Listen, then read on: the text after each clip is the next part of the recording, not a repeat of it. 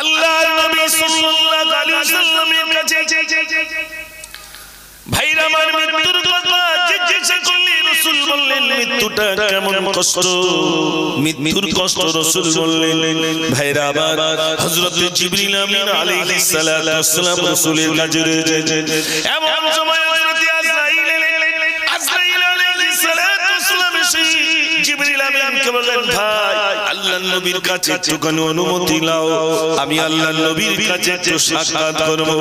জিবরিল আমিন এসে বলছেন ইয়া রাসূলুল্লাহ আজরাইল এসেছেন আপনার সঙ্গে একটু সাক্ষাৎ করবে, আপনি যদি অনুমতি দেন হযরত আজরাইল আপনার সঙ্গে সাক্ষাৎ করবে। আল্লাহর নবী বললেন আজরাইল কাছে দাও। হযরত আজরাইল গেলেন ইয়া রাসূলুল্লাহ হাবিবাল্লাহ আপনার জান কবজ করার জন্য এলাম, আপনি যদি অনুমতি দেন তাহলে জান কবজ করব, আর যদি অনুমতি না দেন তাহলে ফিরে যাব। আল্লাহর নবী বললেন আজরাইল আমি যদি অনুমতি না দেই, হযরত আজরাইল বললেন ইয়া রাসূলুল্লাহ যতক্ষণ অনুমতি না দেবে ততক্ষণ পর্যন্ত আপনার জান কবজ করা আমার জন্য হারাম হয়ে যাবে। আল্লাহর নবী বললেন আজরাইল তোমার হাতটা আমার বুকের উপরে দাও, তুমি মানুষের জান কবজ করো, ওই মানুষের জান কবজ করা কষ্টটা আমাকে একটুখানি দেখাও। হযরত আজরাইল আমার নবীর বুকের উপরে যেই না হাত দিলেন বিশ্বনবী সাল্লাল্লাহু আলাইহি ওয়াসাল্লাম হাতটা সরিয়ে দিয়ে বলছেন আজরাইল আমি যা অনুভব করলাম গোটা আসমান জমিন যেন আমার বুকের উপরে চাপিয়ে দেওয়া হলো। ওগো আজরাইল আমার উম্মতি সহ্য করতে পারবে না, আমার উম্মতি সহ্য করতে পারবে না। আল্লাহ রাব্বুল আলামিন বলেন হাবিব মাথা তুলুন আপনার খাতিরে আপনার উম্মতি দিগের মৃত্যু কষ্টটা আমি রব্বুল আলামিন একটু আসান করে দিলাম। জোরে বলুন না সুবহানাল্লাহ। রাসূলের খাতিরে একটু আসান হলো। হযরত ঈসা নবী একটা কবরের পাশ দিয়ে যাচ্ছে, তো পাশে কবরস্থান, ঈসা নবী বললেন কুম বিসমিল্লাহ।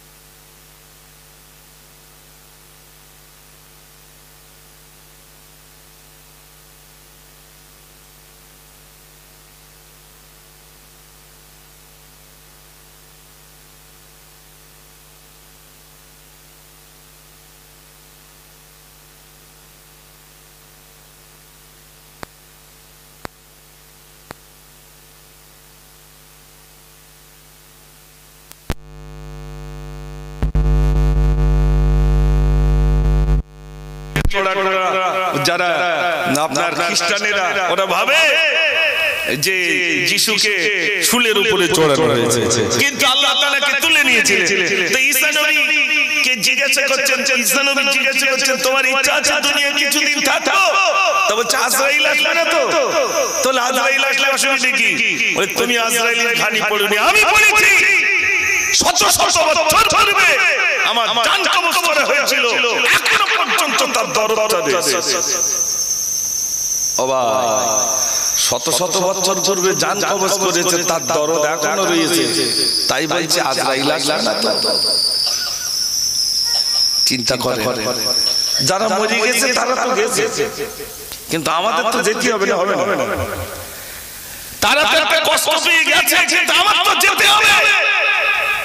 আজরাইল তো আসবে, আজরাইলের ভয়ঙ্কর রূপ দেখলে একটু বলবেন বাকি মৃত জিনিস খায় না, জ্যান্ত জিনিস খায় বলে বলে, জ্যান্ত মানুষ খায় না, মরা মানুষ খায়। জ্যান্ত মানুষ খায়, ও জ্যান্ত মানুষ ধরে, ও জানতে থাকে বলে মনে হয় বাঘ যদি ছুটে আসে ওর জানতে থাকবে, ও তো দেখি হয়ে যাবে। আজরাইল যখন আসবে তখন হাত পাগুলো গুটু গুটু কর কর, নিজের আমলগুলো টাইট করবে। কি দেখলা জীবনে এমন ভয়ঙ্কর রূপ দেখে আজরাইলের সেই রূপ দেখলে, একটা খাঁচার ভিতরে যদি ছোট্ট পাখি থাকে, আপনি ওই খাঁচা ছোট্ট জায়গা দিয়ে হাত বোলাবেন, পাখিটা অত সহজে ধরা দেবে ভাই? ছোটাছুটি করবে না ওই খাঁচার মধ্যে, ছোটাছুটি করবে, এমন কি দাঁত দিয়ে কামড়ে ধরে রাখবে যাতে আমাকে না ধরতে পারে। তাই তো ছোট ছোট খাঁচার ভিতরে একটা ছোট ছোট পাখি ধরতে গেলে ছোটাছুটি করে, আমাদের এই আত্মাটা এর ভিতরে ছোটাছুটি করবে, ছোটাছুটি করবে, কিন্তু আজরাইল এমন ধরবে, এমন টান দেবে, জিভ দিয়ে যাবে। ও সোনার ভাই, আমার জন্য আপনাদের কাছে বলে মরণ পথে আমাদের প্রত্যেকেরই যেতে হবে। আমি মুজাফফরা যাচ্ছি, কাল চলে যাব, ডাক দিলে চলে যাওয়া লাগবে।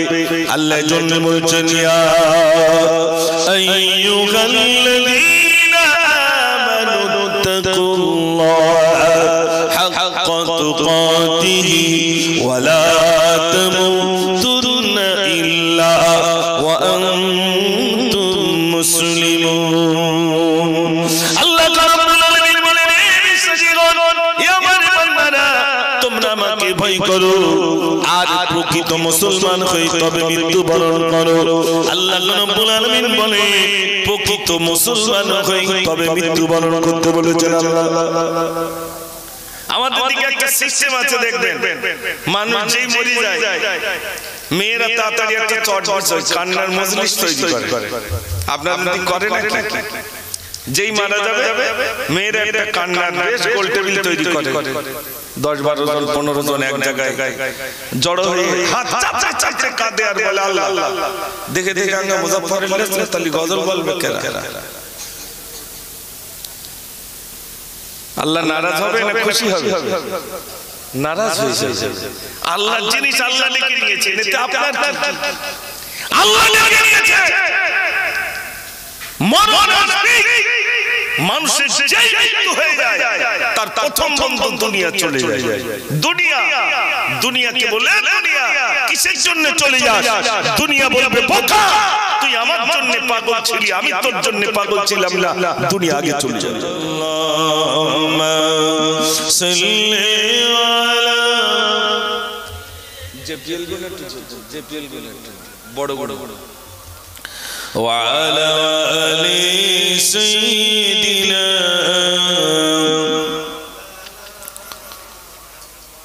আল্লাহ তোমায় আমি ভুলেছি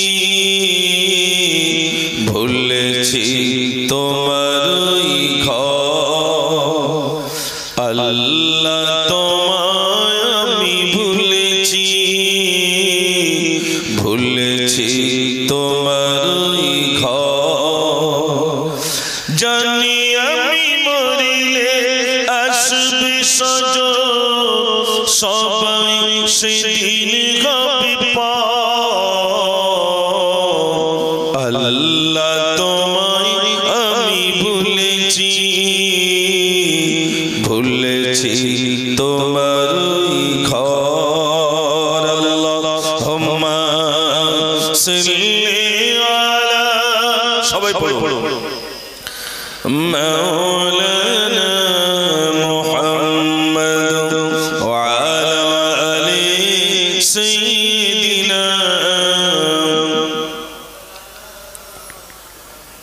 আমি যদি কোনদিন মদিনাতে যাই, মদিনা মাটি তুমি শুনে নিও, রাসূল পাকের ওই কদম ধুলা সুরমা করে মোর চোখে দিও। আমি যদি কোনদিন মদিনাতে যাই, মদিনা মাটি তুমি শুনে নিও,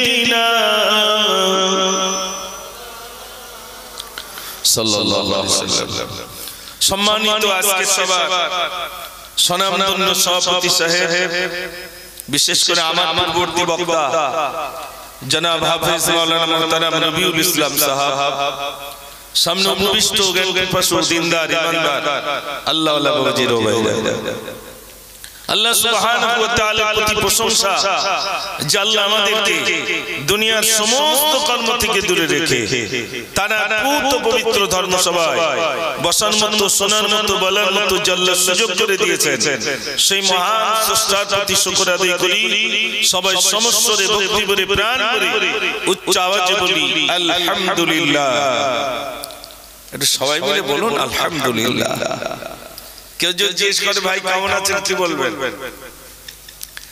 ও যুবক ভাইরা বলে আমরা তো বলি কোন রকমে কেটে কেটে যাচ্ছে, এরা বলবেন না। অনেকে ইয়ার মেরে বলে কোন রকমে কেটে কেটে যাচ্ছে, রক্ত বের হয়ে। জি এটা বলবেন না, বরং যখনই কেউ জিজ্ঞেস করে ভাই কেমন আছেন, সঙ্গে সঙ্গে বলবেন আলহামদুলিল্লাহ ভালো আছি। মা কেমন আছেন? আলহামদুলিল্লাহ। ব্যবসা কেমন চলছে? আলহামদুলিল্লাহ। যত বেশি মহান রবের শুকরিয়া জ্ঞাপন করবেন তত বেশি মহান রব্বুল আলামিন আমার আপনার প্রতি নিয়ামত তত বাড়িয়ে দেবে। জোরে বলুন না সুবহানাল্লাহ। এইজন্য আমি বক্তব্য রাখার ক্রমে একবার আওয়াজ দেখতে, যদি দেখি খুব জোর তাহলে মনে করবো মোটামুটি চলবে গাড়ি, আর যদি দেখি আওয়াজ খুব কম তাহলে তাড়াতাড়ি দোয়া করে দেবো, মোটামুটি তাড়াতাড়ি ছুটি হয়ে যাবে। একবার আওয়াজ দেখি নারে তাকবীর। কোচিরা তোরা অন্তত একটু জোরে বল। আর কদিন পরে ইলেকশন আসছে, যদি বলে আমার নেতা তোমার নেতা, খোড়া মানুষ লাফাবে, ইয়া করেঙ্গা ত্যাগ করেঙ্গা। লাফাবে না? লাফাবে না। আর নারে তাকবীর আল্লাহু আকবার আমরা বলতে চাই। তবে আরেকটা দেখি নারে তাকবীর। মাশাআল্লাহ, এই তো হয়েছে, সন্ধ্যাবেলার মতো হয়েছে। আচ্ছা একটু বলেন তো, মানুষ সুস্থ অবস্থা বেশি আল্লাহর নাম নেয় না অসুস্থ অবস্থা বেশি নেয়? রোগে পড়লে তখন আল্লাহ, আর রক্তে যদি ধরা পড়ে করোনা তখন আল্লাহর নাম বেশি নেবে না কম নেবে? তখন বেশি। মোটে মসজিদ যায় না, হঠাৎ মসজিদে ফাঁসা থাকে, খবর নিয়ে দেখা যাচ্ছে জলকারে বিরাট লস খাওয়া খায়। ঠিক বলছি না ভুলে? বিবিটা তখন বলছে যে একটু যাও না মসজিদ, যাও না। সারা লোক মসজিদ যায়, তুমি যাও না বলে সব নষ্ট হচ্ছে। আমার রোগ ছাড়ে না, আমার ব্যবসায় লস। তখন মসজিদে যায়। সত্য বলবেন, কিছুদিন আগে করোনা এসেছিল, মসজিদে জায়গা দেওয়া যাচ্ছিল ভাই, তালা মারতে হচ্ছে, মসজিদের তালা মেরে রাখতে হচ্ছে, আর যুবকরা লাফাচ্ছে মসজিদের বাইরে। কমিটির লোক মসজিদের তালা মেরে, সেসব আর খুঁজে পাওয়া যাচ্ছে না। আমি তো গজলের মধ্যে লিখেছিলাম অনেক আগে, সারা পৃথিবী জুড়ে এলো করোনা, কার ভয়ে তুমি দিলে ঘোষণা, ঘরে থাকো একা থাকো, ঘর থেকে যেন তুমি বার হবে না।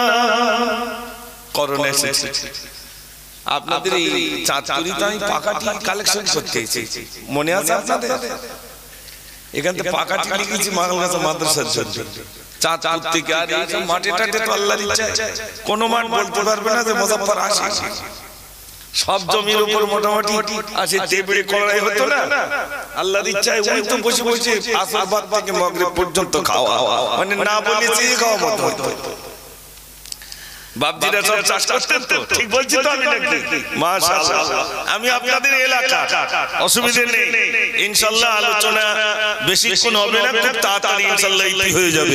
তবে আরো একবার জোরে মহান নবীর নাম নেন, নারে তাকবীর। মাশাআল্লাহ, শয়তান ঘুম পাড়িয়ে দেয়।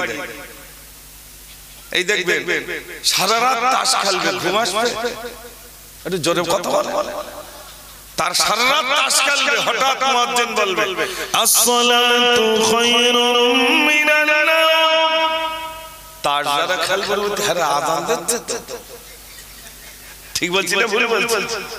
ঘুম আসবে না, অথচ শুক্রবারে মসজিদে যাবে, গেটটুকুনি বসবে চোখ টান টান হয়ে আর একজনের ঘাড়ে বলুন তো মসজিদে গেলে ঘুম, মিলাদে আসায় ঘুম পায়। আমি মুজাফফর ওখানে বসবো, আমার ঘুম আসবে। যার জীবনে ঘুম আসে না, ডাক্তার কাছে ওষুধ নিয়েছে যে ডাক্তার একটু ওষুধ দাও, আমার ঘুম হয় না। তা ডাক্তার ওষুধ দিয়েছে, ওষুধ খেয়ে গিয়ে সকালবেলা গিয়ে বলছে কি ওষুধ দিয়েছেন, একটু ঘুম আসলো না, একটু বেশি পাওয়ার দাও। বলি এর থেকে বেশি পাওয়ার দিলে একেবারে ঘুমিয়ে পড়বা, ঘুম আর ভাঙবে না, তার মানে আউট হয়ে যাবে। যার জীবনে ঘুম আসে না তাকে যদিও মেহফিলে বসানো যায়, এরকম মিলাদে বসানো যায়, এখানে ঘুম আসবে, মসজিদে গেলে ঘুম আসবে। আচ্ছা ভাই, একটু সত্য কথা আমার সঙ্গে বলবেন, মানুষের অশান্তিতে ঘুম আসে না শান্তিতে ঘুম আসে? একটু কথা বলেন। শান্তিতে ঘুম আসে, অশান্তিতে ঘুম আসে? স্বামী স্ত্রী সমস্যা হচ্ছে, ঘুম আসবে? ঘুমাবে বল মনে হয়। আর শ্বশুর শাশুড়ি যদি একটু সমস্যা করে, হ্যাঁ ইনি ওদিক ফিরে ইনি এদিক ফিরে, ঘুম নেই, সারা রাত ঘুম নেই। তাহলে অশান্তিতে ঘুম নেই, শান্তিতে ঘুম আছে। শান্তি কোথায় আছে? একটা লরির পিছনে ওই দেখবেন এখন ইঞ্জিন ভ্যানের পিছনে কত কথা লেখা থাকে, অটোর পিছনে কত কথা লেখা থাকে। একটা লরির পিছনে লেখা আছে সুখ স্বপ্নে শান্তি শ্মশানে। আচ্ছা সুখ স্বপ্নে আছে? শ্মশানে যদি শান্তিটাকে গিয়ে দেখেন বাঁশের পেটায় কিরম চলতেছে, তাহলে ওখানেও তো শান্তি না। শান্তি কোথায় আছে? যুবক বলছে দেখি বিয়ে শাদী করে দেখে একটু শান্তি ফেরে কি। বিয়ে করলো, কিছুদিন পরে মাস 6 পরে বিবি বলছে এতদিন বিয়ে হলো একটা শাড়ি কিনে দিলে না। বলে শাড়ি কি কিনে দেবো, এক্ষুনি কিনে দিলি মা আমার আলাদা করে, তা কি হবে? তা বলছে শোন, যখন বাপের বাড়ি যাবি তখন একটা কিছু করে দেবো। বাপের বাড়ি গেছে, একটা শাড়ি কিনে দিয়েছে, কিনে দিলে শ্বশুর বাড়ি গেছে, শাশুড়ি জিজ্ঞেস করছে বৌমা শাড়ির রংটা তো খুব সুন্দর, কে কিনে দিয়েছে? তো তখন বলতে আমার বাপ কিনে দিয়েছে। কিনে দিয়েছিল কে ভাই? স্বামী। বলে স্বামী যদি বাপ হয় ওই বাড়ি আগুন জ্বলবে না, শান্তি আসবে? অলরেডি আগুন আসবে। শান্তি কোথায় আছে? শান্তি খুঁজছে, শান্তি আছে আলা বিযিকরিল্লাহি তাতমাইন্নুল কুলুব। শান্তি যদি পেতে চাও একমাত্র আল্লাহর শরণের ভিতরে শান্তি নিহিত রয়েছে। একটু জোরে বলুন সুবহানাল্লাহ। কার শরণ? আল্লাহর শরণ। বান্দা আল্লাহর শরণ করবে, আল্লাহকে ডাকবে, আল্লাহ তার ভিতরে বান্দাকে শান্তি দেবে। আল্লাহর নাম নাই, বান্দার ভিতরে অশান্তি। এই জন্য আজকে ভালো লাগছে, আমি এসে শুনছিলাম যে কি উদ্দেশ্যে জলসা দিয়েছো, তো হচ্ছে আমাদের থেকে যারা চলে গেছে তানাদের উদ্দেশ্যে জলসা দিয়েছি। আপনাদের এসআইতে হাফেজ সাহেব হুজুর রহমাতুল্লাহ আলাইহি তিনি প্রচুর এসেছেন, আলহামদুলিল্লাহ। তারা অক্লান্ত পরিশ্রমে, তিনি ভিন্ন দেশের মানুষ, কিন্তু আপনাদের মাখালগাছা এসে আল্লাহ তানার দ্বারাই বিরাট একটা প্রতিষ্ঠান আল্লাহ তানার দ্বারাই করিয়ে নিয়েছে। ঠিক কি না ভাই? আমি তানার অযোগ্য একজন ক্ষুদ্র ছাত্র। হুজুর আমার জন্য প্রচন্ড দোয়া করেছেন। আমি প্রথমবারে 2008 সালে যখন হজে যাই, আমি হুজুরকে নিয়ে গেছি যে হুজুর আমি হজে যাচ্ছি, আপনি চলুন আমার বাড়িতে। হুজুর আমার জন্য দোয়া করেছেন, খুব ভালোবাসতেন, খুব প্যার করতেন। ছাত্র জীবনে আমাকে খুব ভালোবাসতেন আলহামদুলিল্লাহ। ভিন্ন ভিন্ন জায়গায় মাদ্রাসায় যখন কোনো মেহমান আসতেন তখন আমার দ্বারাই গজল বলাতেন, আমাকে কেরাত পড়তে হতো। তানাদের দোয়ার বরকতে আজ আপনাদের কাছে দুটি কথা বলার সুযোগ পাচ্ছি। তিনিও বলে গেছেন মোল্লাপাড়ায়, তিনি ওই যুবকদেরকে বলেও গেছেন যে মোল্লাপাড়ায় জলসায় আমি আর মুজাফফর যেমনি থাকি তোমরা মুজাফফরকে বলো। আজ পর্যন্ত মোল্লাপাড়ার মানুষ প্রতি বছরে জলসা দিলে হুজুরের সেই কথা স্মরণ করে আমাকে তারা দাওয়াত করে। আমার বিরাট যে জ্ঞান নিয়ে আপনাদের কাছে বোঝাবো তা নয়, তবে আমি হাফেজ সাহেব হুজুরের একজন ক্ষুদ্র ছাত্র হিসাবে আপনাদের কাছে আজ কিছু আলোচনা রাখবার নিয়ত নিয়ে উপস্থিত হয়েছি। আল্লাহ যদি আমাকে কিছু বলেন আমি আপনাদের কাছে বলতে পারবো ইনশাআল্লাহ। তবে একবার তাকবীর ধ্বনি জোরে দেন, নারে তাকবীর। কুল্লু কানাল বাহরু মিদাদান লিকালিমাতি রাব্বি লানাফিদাল বাহরু ক্বাবলা আন তানফাদ কালিমাতু রাব্বি ওয়ালাউ জিনা বিমিসলিহি মাদাদা। আল্লাহ রাব্বুল আলামিন বলেন, পৃথিবীর সমস্ত প্রাণীগুলো নিয়ে যদি তোমরা কালি বানাও, পৃথিবীর সমস্ত গাছগুলো কেটে কেটে যদি তোমরা কলম বানাও, এরপরে যদি আমার প্রশংসা লিখতে থাকো, লিখতে লিখতে লিখতে তোমাদের কালিগুলো শেষ হয়ে যাবে, তথাপিও আমার প্রশংসা লিখে লিখে শেষ করা যাবে না। জোরে বলুন সুবহানাল্লাহ।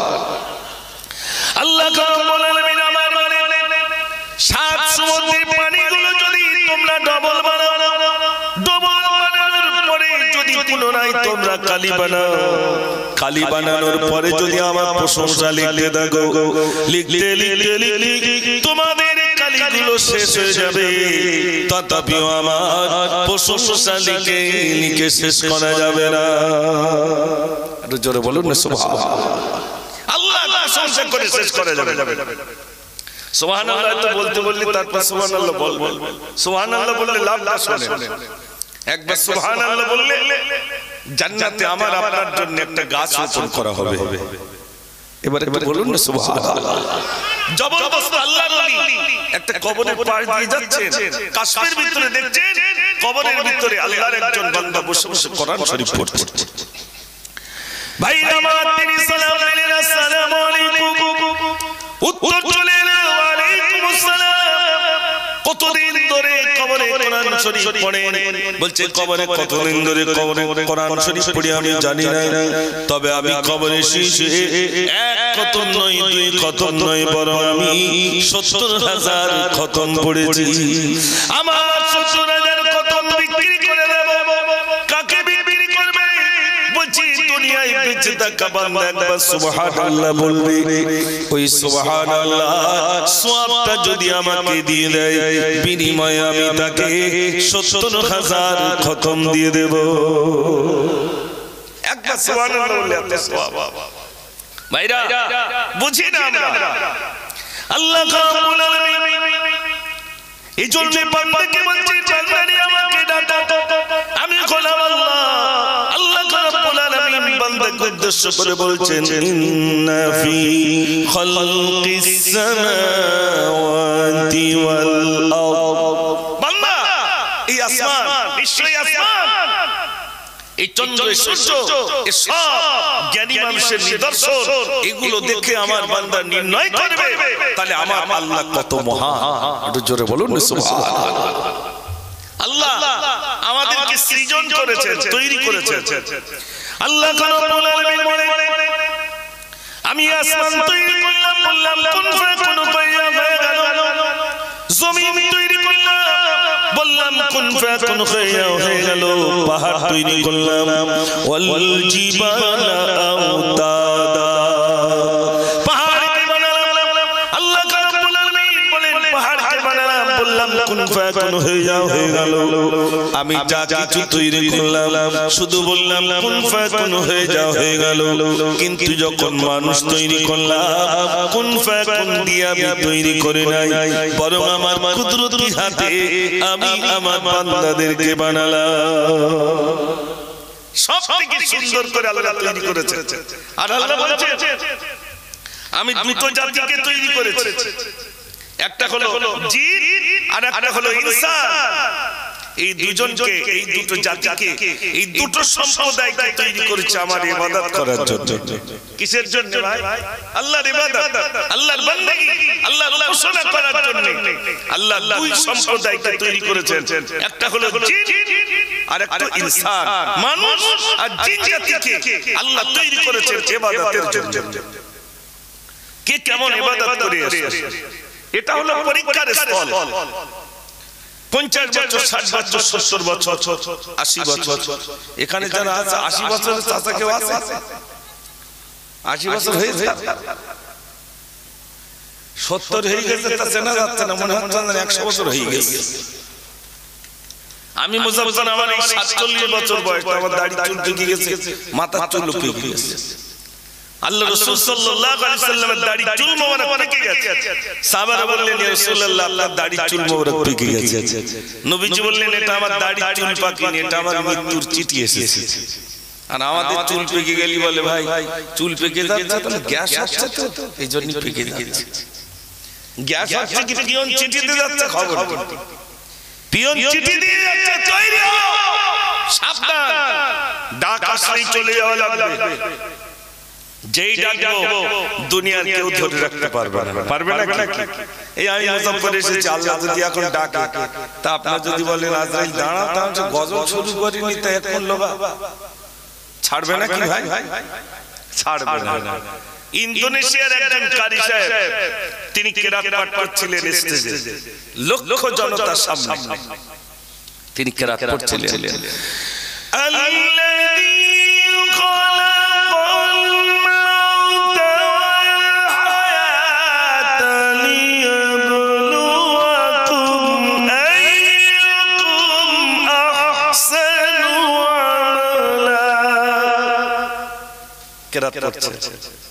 এই পড়তে পড়তে হঠাৎ নিস্তেজ হয়ে গেল, ভাড়কাতে আস্তে আস্তে নিস্তেজ হয়ে স্টেজে ইন্তেকাল হয়ে গেল। সামনে থেকে ডাক্তার ছুটে আসলেন, খবর নেই। ভাই ডাক আসলে কেউ ধরে রাখতে পারবে না, সে ছোট আর বড় ডাক যেই আসবে সঙ্গে সঙ্গে চলে যেতে হবে। মসজিদে একটা গাড়ি ওয়েট করছে, গ্রামে অনেক গাড়ি আছে, লোক দেখতে আসে, হাসে, বাহ হেভি গাড়ি, কিন্তু একটা গাড়ি যার বাড়ির সামনে আসবে, ওই বাড়ি কান্নার রোল পড়বে। ওই গাড়িটার নাম কি? যার বাড়ির সামনে আসবে দেখবেন কাঁদবে, বোঝা যাবে ওই বাড়িতে কান্নার রোল পড়ে গেছে। ওই গাড়িতে চাপতেই হবে। জীবনে কত ট্রেন চড়েছেন, কত প্লেন চড়েছেন, এই তো কাল সকাল হতে না হতে আমার চলে যেতে আশা। আমিও প্লেনে যাব, প্লেন চড়েছি, কত কিছু চড়েছি, কিন্তু ওই খাটিয়া চড়তে হবে না, হবে না ভাই? একটু জোরে বলে, ওটা চড়তে হবে, ওই গাড়ি চড়তেই হবে। আমরা এমনি বেঁচে থাকতে সোজা হয়, মরে যাওয়ার পরে পা বেঁকে টেনে টেনে সোজা করতে চাই। এবার টেনে সোজা করে, মানে এতদিন সোজা হয়নি, বেঁকেছিল, মরে যাওয়ার পরে এবার টেনে সোজা কর। আর কবে সোজা হবো ভাই? বিশ্বাস করুন, ডাক আসবে যখন। আপনার এখানে জানা আছেন, সত্য করে বলুন, মানুষ আপনারা ইন্তেকাল দেখেছেন, কত মানুষ ইন্তেকাল সময় ওই মুহূর্তে কত মানুষের চোখ মোটা মোটা হয়ে যায়, জিভ বেরিয়ে যায়, পেশাব করে ফেলে, পায়খানা করে ফেলে। একটু বলবেন, মানুষ কি সুস্থ অবস্থায় করে না কষ্টে করে? ভাই আনন্দে করে না কষ্টে করে? কষ্ট। মানুষের জিভ এমনি বেরিয়ে যায়, মানুষের চোখ মোটা হয়ে যায়। আল্লাহর নবী সাল্লাল্লাহু আলাইহি ওয়াসাল্লামের কাছে ভাইরা আমার মৃত্যুর কথা জিজ্ঞাসা করলে রাসূল বললেন, মৃত্যুটা কেমন কষ্ট? মৃত্যুর কষ্ট রাসূল বললেন, ভাইরা আমার হযরত জিবরিল আমিন আলাইহিস সালাতু ওয়াস সালাম রাসূলের কাছে রয়েছেন। এমন সময় হযরত আজরাইল আলাইহিস সালাতু ওয়াস সালাম এসে জিবরিল আমিনকে বললেন, ভাই আল্লাহর নবীর কাছে একটুখানি অনুমতি নাও, আমি আল্লাহর নবীর কাছে একটু সাক্ষাৎ করব। জিবরিল আমিন এসে বলছেন, ইয়া রাসূলুল্লাহ, আজরাইল এসেছেন আপনার সঙ্গে একটু সাক্ষাৎ করবে, আপনি যদি অনুমতি দেন হযরত আজরাইল আপনার সঙ্গে সাক্ষাৎ করবে। আল্লাহর নবী বললেন, আজরাইল কাছে দাও। হযরত আজরাইল গেলেন, ইয়া রাসূলুল্লাহ, হাবিবাল্লাহ, আপনার জান কবজ করার জন্য এলাম, আপনি যদি অনুমতি দেন তাহলে জান কবজ করব, আর যদি অনুমতি না দেন তাহলে ফিরে যাব। আল্লাহর নবী বললেন, আজরাইল, আমি যদি অনুমতি না দেই। হযরত আজরাইল বললেন, ইয়া রাসূলুল্লাহ, যতক্ষণ অনুমতি না দেবেন ততক্ষণ পর্যন্ত আপনার জান কবজ করা আমার জন্য হারাম হয়ে যাবে। আল্লাহর নবী বলেন, আজরাইল তোমার হাতটা আমার বুকের উপরে দাও, তুমি মানুষের জান কবজ করো, ওই মানুষের জান কবজ করা কষ্টটা আমাকে একটুখানি দেখাও। হযরত আজরাইল আমার নবীর বুকের উপরে যেই না হাত দিলেন, বিশ্বনবী সাল্লাল্লাহু আলাইহি ওয়াসাল্লাম হাতটা সরিয়ে দিয়ে বলছেন, আজরাইল আমি যা অনুভব করলাম গোটা আসমান জমিন যেন আমার বুকের উপরে চাপিয়ে দেওয়া হলো। ওগো আজরাইল, আমার উম্মতি সহ্য করতে পারবে না, আমার উম্মতি সহ্য করতে পারবে না। আল্লাহ রাব্বুল আলামিন বলেন, হাবিব মাথা তুলুন, মাথা তুলুন, আপনার খাতিরে আপনার উম্মতি দিগের মৃত্যু কষ্টটা আমি রব্বুল আলামিন একটু আসান করে দিলাম। একটু জোরে বলুন না সুবহানাল্লাহ। রাসূলের খাতিরে একটু আসান হলো। হযরত ঈসা নবী একটা কবরের পাশ দিয়ে যাচ্ছে, তো পাশে কবরস্থান, ঈসা নবী বললেন, কুম বিসমিল্লাহ।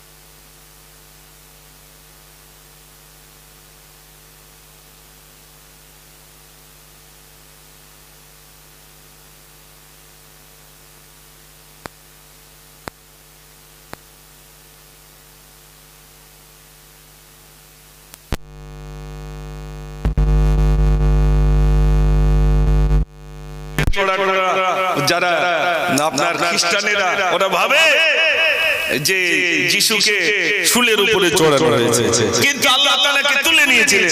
তো ঈসা নবী কে জিজ্ঞাসা করছেন, ঈসা নবী জিজ্ঞাসা করছেন, তোমার ইচ্ছা আছে দুনিয়া কিছুদিন থাকো? তবে আজরাইল আসবে না তো? তো আজরাইল আসলে অসুবিধা কি? বলে তুমি আজরাইলের ঘানি পড়োনি, আমি পড়েছি। শত শত বছর ধরে আমার জান কবজ করা হয়েছিল, এখনো পর্যন্ত তার দরদটা রয়েছে। ও ভাই, শত শত বছর ধরে জান কবজ করেছে, তার দরদ এখনো রয়েছে, তাই বলছে আজরাইল আসবে না তো? চিন্তা করে, যারা মরে গেছে তারা তো গেছে, কিন্তু আমাদের তো যেতে হবে না, হবে না? তারা তো একটা কষ্ট পেয়ে গেছে, কিন্তু আমার তো যেতে হবে। আজরাইল তো আসবে, আজরাইল ভয়ঙ্কর রূপ দেখলে একটু বলবেন, বাকি মৃত জিনিস খায় না, জানতা জিনিস খায় বলে বলে, জানতা মানুষ খায় না, মরা মানুষ খায়। জানতা মানুষ খায়, ও জানতা মানুষ ধরে, ও জানতা থাকে বলে মনে হয়। বাঘ যদি ছুটে আসে ওর জানতা থাকবে, ও তো দেখলেই হয়ে যাবে। আজরাইল যখন আসবে তখন হাত পা গুলো গুটু গুটু কর কর, নিজের আমলগুলো টাইট করবে। কি দেখলা জীবনে এমন ভয়ঙ্কর রূপ দেখলে? আজরাইলের সেই রূপ দেখলে একটা খাঁচার ভিতরে যদি ছোট পাখি থাকে, আপনি ওই খাঁচার ছোট জায়গা দিয়ে হাত বোলাবেন, পাখিটা অত সহজে ধরা দেবে ভাই? ছোটাছুটি করবে না ওই খাঁচার মধ্যে, ছোটাছুটি করবে, এমন কি দাঁত দিয়ে কামড়ে ধরে রাখবে যাতে আমাকে না ধরতে পারে। তাই তো ছোট ছোট খাঁচার ভিতরে একটা ছোট ছোট পাখি ধরতে গেলে ছোটাছুটি করে, আমাদের এই আত্মাটা এর ভিতরে ছোটাছুটি করবে, ছোটাছুটি করবে, কিন্তু আজরাইল এমন ধরবে, এমন টান দেবে, চিপচিপ দিয়ে যাবে। ও সোনার ভাই, আমার জন্য আপনাদের কাছে বলে যাই, মরণ পথে আমাদের প্রত্যেকের যেতে হবে। আমি মুজাফফরা যাচ্ছি, কাল চলে যাব, ডাক দিলে চলে যাওয়া লাগবে। আল্লাহ জন্য বলছেন, ইয়া আইয়ুহাল্লাযীনা হাক্কা তুকাতিহি ওয়া লা তামুতুন্না ইল্লা ওয়া আনতুম মুসলিমুন। আল্লাহ রাব্বুল আলামিন বলেন, তোমরা আমাকে ভয় করো আর প্রকৃত মুসলমান হয়ে তবে মৃত্যুবরণ করো। আল্লাহ রাব্বুল আলামিন বলে প্রকৃত মুসলমান হয়ে তবে মৃত্যুবরণ করতে বলেছেন আল্লাহ। আমাদের দিকে একটা সিস্টেম আছে দেখবেন, মানুষ যেই মরে যায় মেয়েরা তাড়াতাড়ি একটা চট বসায়, কান্নার মজলিস তৈরি করে। আপনারা কি করেন নাকি? যেই মারা যাবে মেয়েরা একটা কান্নার বেশ গোল টেবিল তৈরি করে, 10-12 জন 15 জন এক জায়গায় জড়ো হয়ে হাত চাপতে চাপতে কাঁদে আর বলে আল্লাহ দেখে দেখে আঙ্গা মুজাফফরুল্লাহ তালি গজল বলবে কেরা। আল্লাহ নারাজ হবে না খুশি হবে? নারাজ হয়েছে। আল্লাহ জিনিস আল্লাহ লিখে নিয়েছেন, এটা আপনার আল্লাহ লিখে নিয়েছে। মরণ মানুষের যেই মৃত্যু হয়ে যায় তার প্রথম বন্ধন দুনিয়া চলে যায়। দুনিয়াকে বলে দুনিয়া কিসের জন্য চলে যাস? দুনিয়া বলবে বোকা, তুই আমার জন্য পাগল ছিলি, আমি তোর জন্য পাগল ছিলাম না, দুনিয়া আগে চলে যাবে। ভাইরা মরণ আসবে, রেহাই